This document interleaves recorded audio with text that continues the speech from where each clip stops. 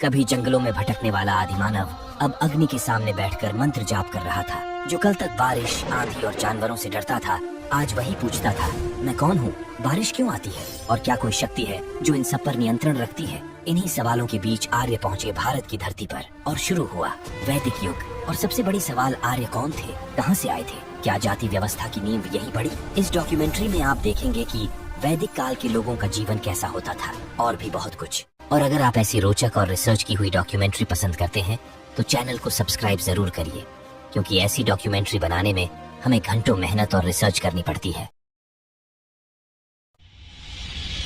समय की शुरुआत होती है जब सिंधु घाटी के किनारे बसी हड़प्पा सिविलाइजेशन दुनिया की सबसे सुनियोजित और विकसित सभ्यताओं में गिनी जाती थी।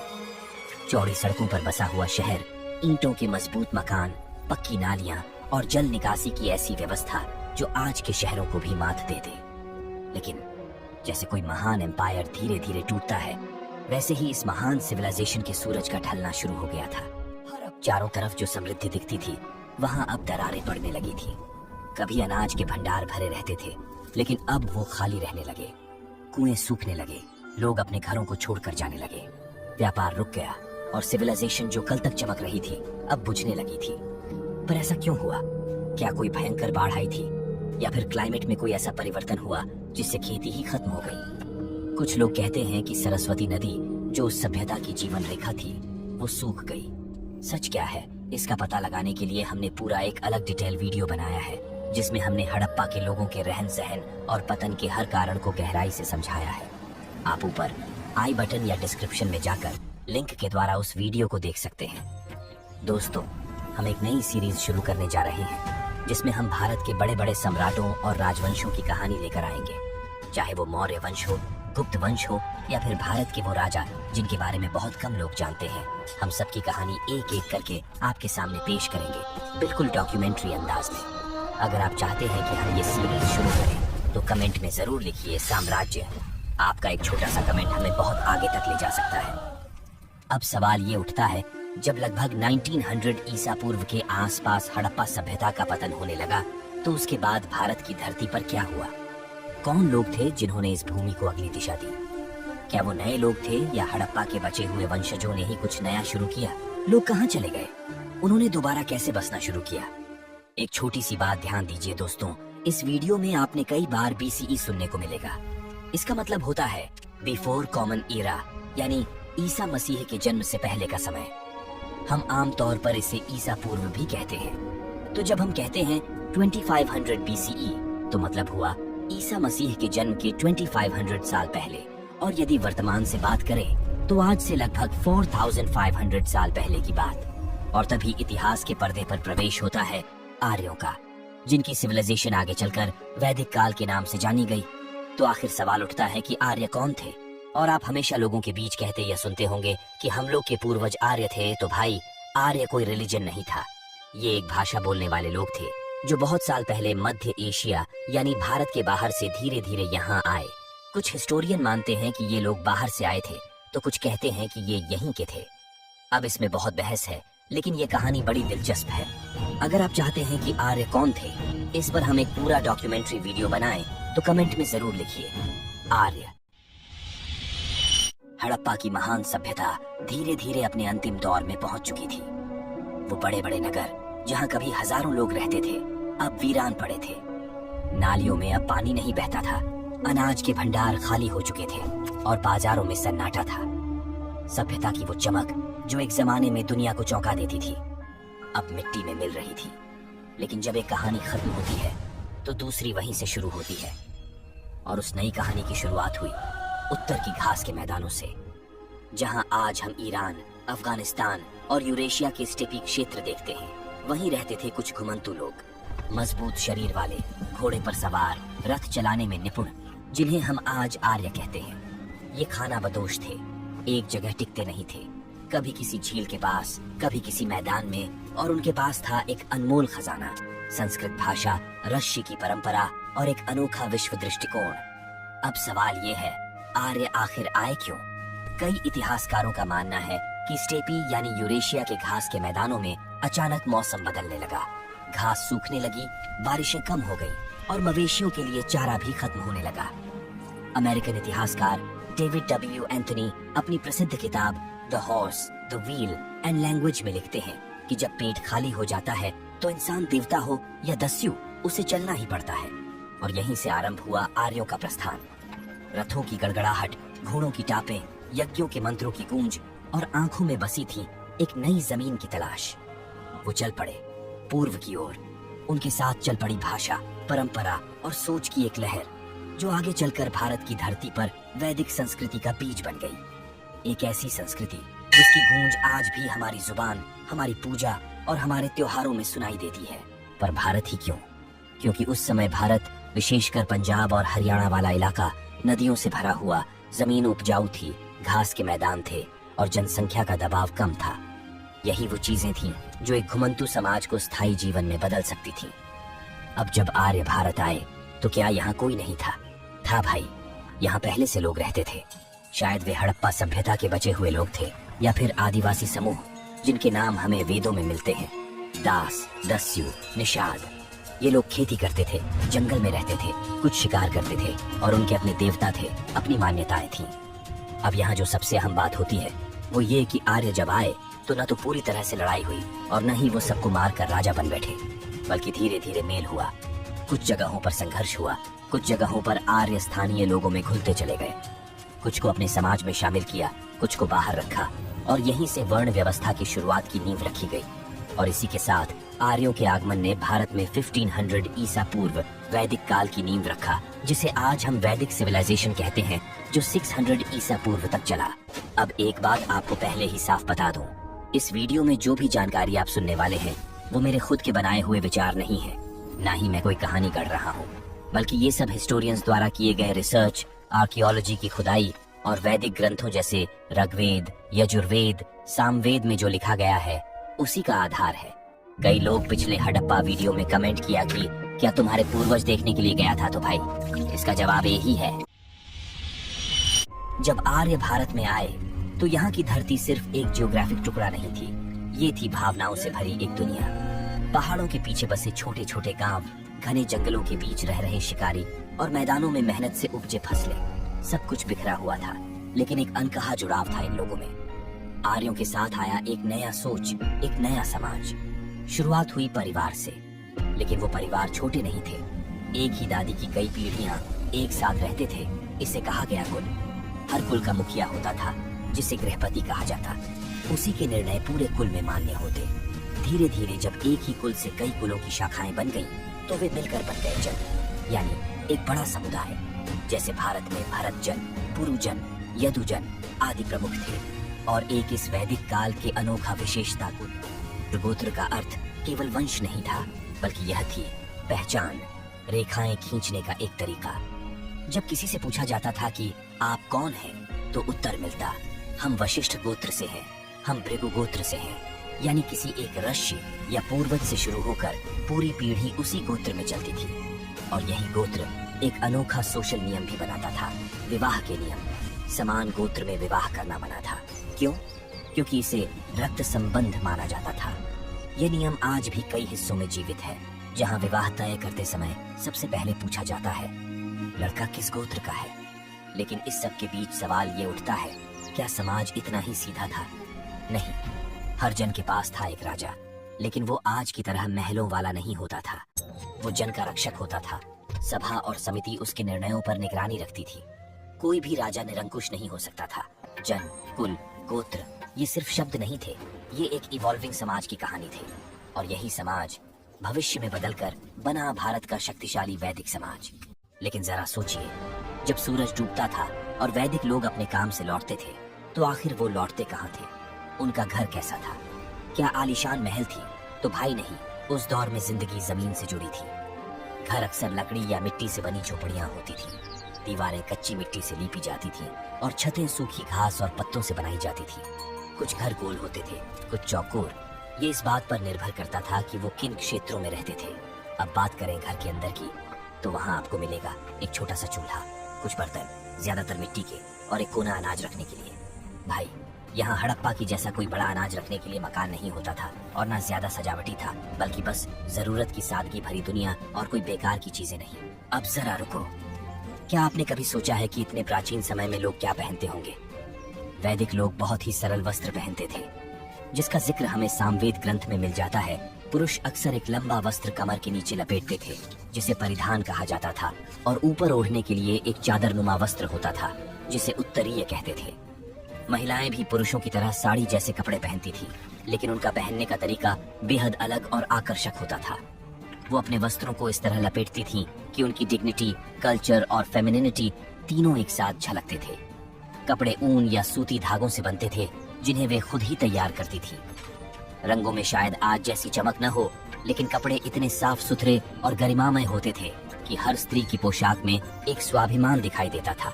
और अब सबसे अहम सवाल, खाना क्या होता था? उस जमाने का भोजन बड़ा ही सादा, सात्विक और न्यूट्रिशन से भरपूर होता था। जौ और गेहूं उनके मुख्य अनाज थे, जिनका जिक्र ऋग्वेद में भी बार बार आता है। विशेष रूप से यव यानी जौ शब्द का। दूध, दही, घी और मक्खन को वे अत्यंत पवित्र और पौष्टिक मानते थे। इनका वर्णन यजुर्वेद और अथर्ववेद में भी मिलता है।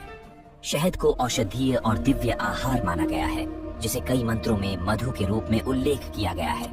इसके अलावा खुदाई में मिले जले हुए अनाज के अवशेष और हवन कुंडों के पास दूध व घी के अंश इस बात का प्रमाण देते हैं कि वैदिक काल का आहार न केवल शुद्ध था, बल्कि वैज्ञानिक दृष्टि से भी संतुलित था। चावल का इस्तेमाल धीरे धीरे शुरू हुआ था, खासकर पूर्वी भारत में। मांसाहार भी कुछ लोग करते थे। घी और दूध को खास अहमियत दी जाती थी, क्योंकि ये न सिर्फ खाने के लिए बल्कि यज्ञों में आहुति देने के लिए भी जरूरी थे। और इतना ही नहीं, शराब का जिक्र भी मिलता है। सोमरस एक रहस्यमयी पेय जिसे देवताओं को समर्पित किया जाता था।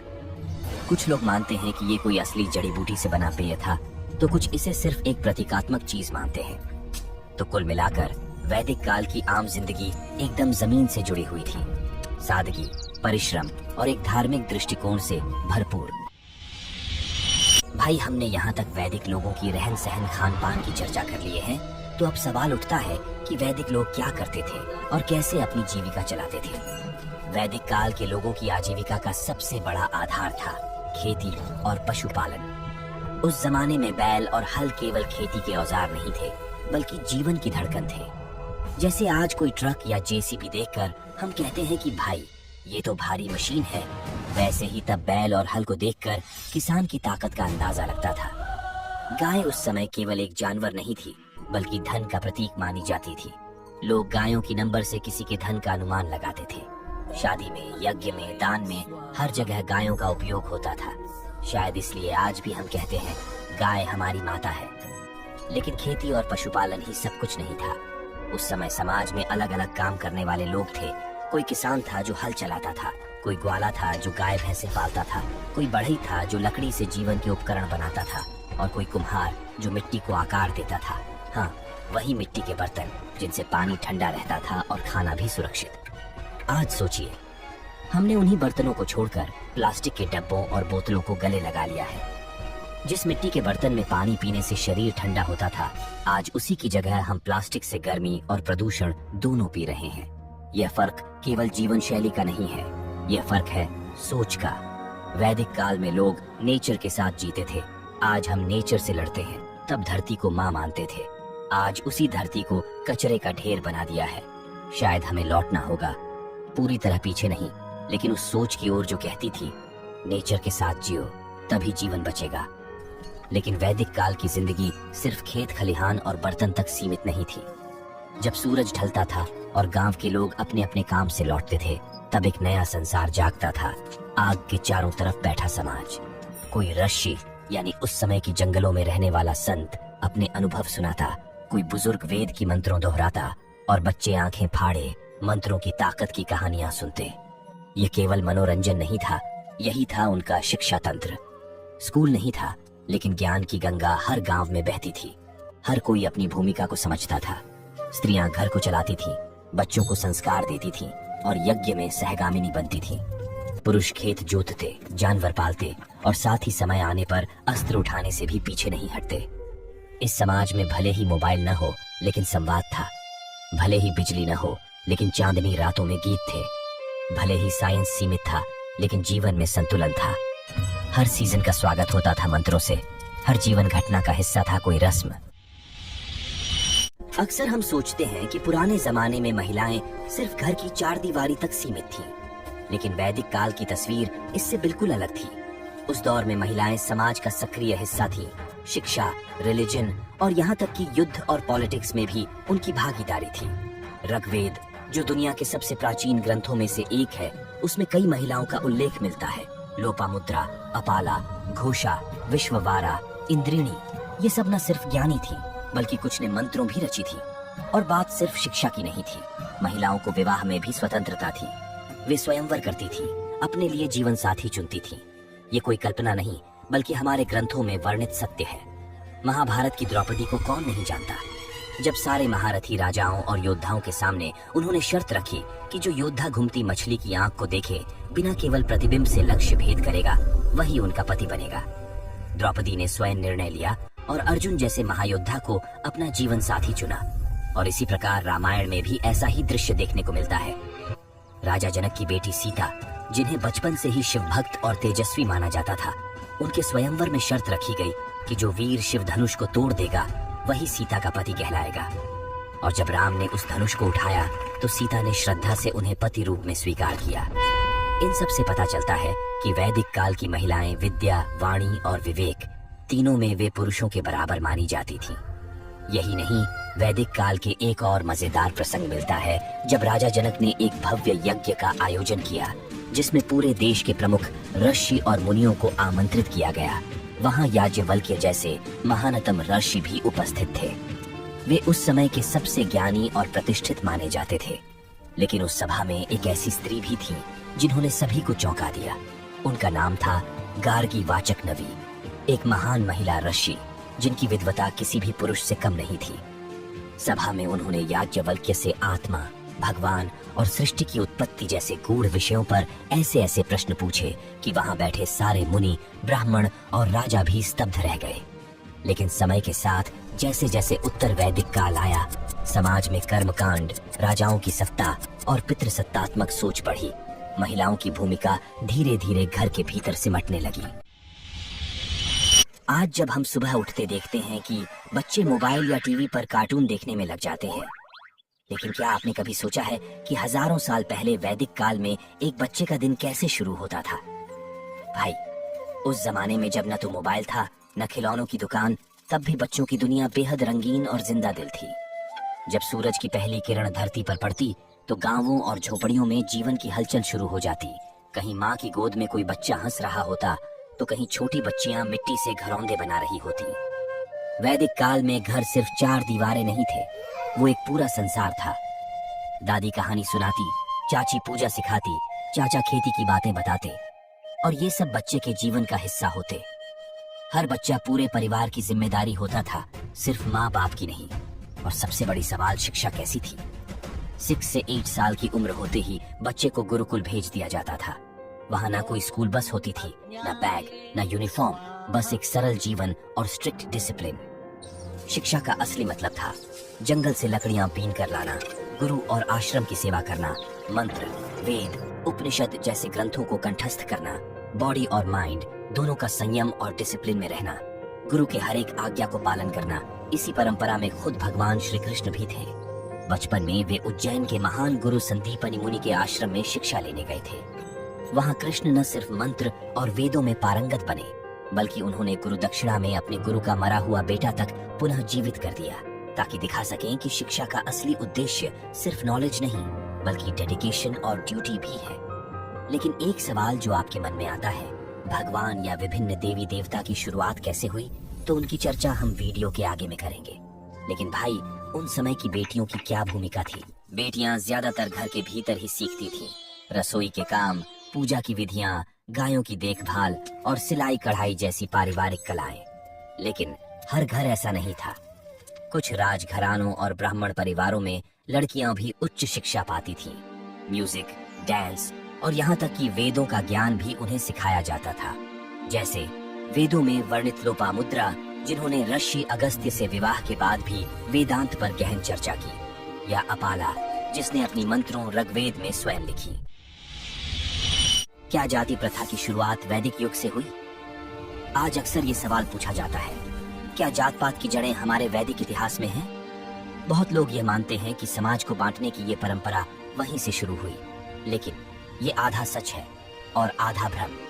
असल में प्राचीन वैदिक समाज में जो व्यवस्था थी वो कास्ट नहीं, वर्ण व्यवस्था थी, और वो भी कर्म के आधार पर, न कि जन्म के। यानी कोई ब्राह्मण का बेटा जरूरी नहीं ब्राह्मण बने। अगर वह युद्ध में निपुण है तो क्षत्रिय बन सकता है, और कोई क्षत्रिय का पुत्र अगर ज्ञान में पारंगत हो तो उसे ब्राह्मण माना जा सकता था। इसी का एक प्रसिद्ध उदाहरण है महर्षि विश्वामित्र। जन्म से वो एक क्षत्रिय थे, राजा गाधी के पुत्र, लेकिन कठोर तप और वेदों के अध्ययन से वो इतने ज्ञानी बन गए कि अंत में उन्हें ब्रह्म ऋषि की उपाधि दी गई। उसी तरह महर्षि वाल्मीकि, जो पहले डाकू थे लेकिन ज्ञान और तप से आदिकवि बन गए। ये 4 वर्ण व्यवस्था बताती थी कि कौन समाज में क्या जिम्मेदारी निभाएगा, न कि कौन बड़ा और कौन छोटा है। ब्राह्मण जो वेदों का ज्ञान रखते थे, शिक्षा और यज्ञ से जुड़े रहते थे।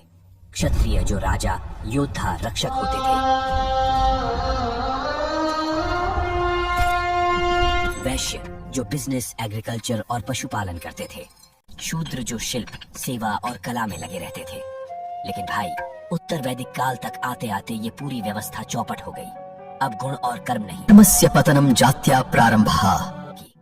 जो ब्राह्मण का बेटा है वही ब्राह्मण कहलाएगा, चाहे वह वेद जानता हो या नहीं। और जो शूद्र के घर जन्मा है वह जीवन भर नीचे माने जाने लगा, चाहे उसमें कोई कला या ज्ञान हो। इसी ने भारत में सोशल इनइक्वालिटी की नींव डाली, जो हजारों साल बाद तक जाति प्रथा के रूप में जमती गई। दोस्तों, आज हम जिस संसद, विधानसभा और पंचायत की बातें करते हैं, क्या आपने कभी सोचा है इसका बीज कहाँ पड़ा था? न माइक था, न कुर्सियों की कतारें, न कोई इलेक्शन कमीशन था, न अफसरों की फौज। लेकिन फैसले तब भी होते थे, और वो भी सबकी राय से। भारत का सबसे पहला डेमोक्रेसी संसद भवन में नहीं, गांव की चौपाल में था। हाँ भाई, जब न अफसर था न मंत्री, तब भी लोग इकट्ठा होकर समाज के लिए कानून बनाते थे। प्राचीन भारत के हर गांव में एक पंचायत होती थी, लेकिन वो आज जैसी कमजोर पंचायत नहीं, बल्कि समाज की आत्मा होती थी। खेतों की सिंचाई कैसे होनी है, त्योहार कब और कैसे मनाने हैं, अपराध हो तो न्याय कैसे देना है। और जरा सोचो, अगर किसी राजा को भी गांव में कुछ करना होता तो उसे पहले पंचायत से इजाजत लेनी पड़ती थी। पंचायत में कोई राजा का एजेंट नहीं होता था। वहां बैठते थे किसान, बढ़ई, चरवाहे, व्यापारी और गांव के बुजुर्ग। हर इंसान का मत मायने रखता था। आज जिसे हम ग्राम सभा कहते हैं, उसकी जड़ें यहीं से आई हैं, हजारों साल पुरानी परंपरा से। अब जरा गांव से बाहर निकलते हैं। जब जनपद या स्टेट का सवाल आता था तो वहाँ 2 इंस्टीट्यूशंस चलती थी, सभा और समिति। यानी प्राचीन भारत की विधानसभा और राज्यसभा। सभा में होते थे समाज के ज्ञानी, ऋषि, वृद्ध, योद्धा। राजा को हर नीति, कर, युद्ध जैसे बड़े फैसलों में सभा से राय लेनी अनिवार्य थी। अगर राजा गलत नीति बनाता तो सभा उसे टोक सकती थी, और जरूरत पड़ी तो हटाने की अनुशंसा भी। समिति में होते थे युवा, सैनिक, व्यापारी, यानी समाज के सक्रिय लोग। यहाँ होती थी चर्चा, राज्य में क्या समस्याएं हैं, किसान की हालत कैसी है, युद्ध करना चाहिए या समझौता। राजा को देवता नहीं, जनता का सेवक माना जाता था। लेकिन भाई, समय के बीतने के साथ ही जैसे जैसे खेती और स्थायी बस्तियां बढ़ी, वैसे वैसे समाज में राजनीति नाम की एक नई ताकत उभरने लगी। शुरुआत में तो हर गांव में फैसले बुजुर्ग लोग मिलकर ले लेते थे। कोई राजा नहीं, कोई सत्ता नहीं, लेकिन वक्त बदला, आबादी बढ़ी, जरूरतें बढ़ी, और गांवों के ये छोटे छोटे समूह, जिन्हें हम जन कह सकते हैं, धीरे धीरे मिलकर बड़े इलाके बन गए, जिन्हें कहा जाने लगा जनपद। कुछ जगहों पर जनपद एक राजा के अधीन हो जाते थे, लेकिन कुछ क्षेत्रों में गणराज्य जैसे प्रयोग शुरू हो चुके थे, जहां राजा जैसा कोई नहीं होता था, बल्कि कई नेता मिलकर निर्णय लेते थे। जैसे वैशाली, ये इसी तरह कौशल, मल और वज्ज जैसे कई क्षेत्र गणराज्य कहे जाते थे, जबकि मगध, काशी, कुरु जैसे क्षेत्रों में राजा पूरी सत्ता अपने हाथ में रखता था। अब धीरे धीरे ये जनपद आपस में टकराने लगे, युद्ध, भूमि विवाद और अधिकार की लड़ाइयाँ। और इस संघर्ष में जो ताकतवर निकला वही बन गया महाजनपद। यह समय काल 600 ईसा पूर्व की थी, जब मगध जैसे महाजनपद अपनी शक्ति से पूरे भारत को अपने प्रभाव क्षेत्र में ले रही थी। और वहीं दूसरी ओर महात्मा बुद्ध और महात्मा महावीर अपने ज्ञान से धर्म को सरल और अहिंसा की नीति पर फैला रहा था, और बिना जाति धर्म के आधार पर सभी लोगों को अनुयायी बना रहा था। तो अब तक हमने जाना कि वैदिक काल में लोग क्या खाते थे, कैसे रहते थे और उनकी राजनीति कैसी थी। लेकिन एक सवाल अब भी बाकी है, क्या उनके मन में भी भगवान होते थे? क्या उन्हें भी किसी अदृश्य शक्ति पर भरोसा था? तो जवाब है हाँ, बिल्कुल था। जैसे जैसे इंसान का जीवन स्थिर होता गया, वैसे वैसे उसके भीतर सवालों का जन्म भी होने लगा। बारिश क्यों आती है? बीमारी क्यों होती है? हम मरते क्यों हैं? और हमारे ऊपर कौन है? इन सवालों के जवाब ढूंढते ढूंढते हड़प्पा के लोग हों या वैदिक समाज, सभी ने नेचर को ईश्वर की तरह देखना शुरू कर दिया। जल को देवता मान लिया, वायु को देवता, अग्नि को देवता। प्रारंभिक वैदिक युग में भगवान कोई मूर्ति नहीं थे। लोग प्रकृति को ही देवता मानते थे। वो मानते थे कि अगर यज्ञ ठीक से होगा तो बारिश आएगी, फसलें उगेंगी और जीवन सुखी रहेगा। लेकिन जैसे जैसे समय बदला, उत्तर वैदिक काल आया, खेती स्थिर हुई, राजा शक्तिशाली हुआ, राजनीति और सत्ता ने यज्ञों को बढ़ावा दिया। अब धर्म राजा की सत्ता से जुड़ने लगा और इसी दौर में शिव, विष्णु जैसे व्यक्तिगत देवताओं का उदय हुआ। और यहीं से शुरू हुआ एक नया मोड़। ऋषि जंगलों में गए, ध्यान किया, विचार किया और लिखा उपनिषद, जहां उन्होंने कहा ईश्वर कोई बाहर नहीं, वो हमारे भीतर है। हम आत्मा है और आत्मा अमर है। यही विचार आज सनातन धर्म यानी हिंदू धर्म का आधार बना, जहां यज्ञ और मंत्र के साथ साथ ध्यान, ज्ञान और मोक्ष की भी चर्चा होने लगी। आप पूछेंगे भाई, क्या आप वैदिक काल में जाकर खुद देख के आए थे? तो भाई साफ साफ बता देता हूँ, नहीं, मैं वहां नहीं गया था। और ये कोई मेरी कल्पना नहीं है, मैं वही बता रहा हूँ जो उस दौर के ग्रंथों, वेदों, उपनिषदों और खुद इतिहास में वर्णित है। उत्तर वैदिक काल आया, समाज जातियों में बंटने लगा और शिक्षा भी खास वर्गों तक सीमित हो गई। यही बदलाव हमें आगे चलकर और गहराता दिखता है। अब तक हमने वैदिक युग की धर्म, समाज और उनके रीति रिवाजों की बातें की हैं, लेकिन अब जरा सोचिए, जब न कोई बैंक था, न कोई फोन पे या गूगल पे, न रुपये थे, न नोट, तो फिर उन वैदिक लोगों का जीवन कैसे चलता था? क्या वे भी कुछ खरीदते बेचते थे? क्या उनके पास भी कोई बाजार या व्यापारिक व्यवस्था थी? क्या वे भी टैक्स भरते थे? अगर आप भी इन सवालों के जवाब जानना चाहते हैं तो नीचे कमेंट में जरूर लिखिए, पार्ट 2 चाहिए या साम्राज्य। और आप हड़प्पा सभ्यता का वीडियो डिस्क्रिप्शन से या इस बटन पर क्लिक करके देख सकते हैं।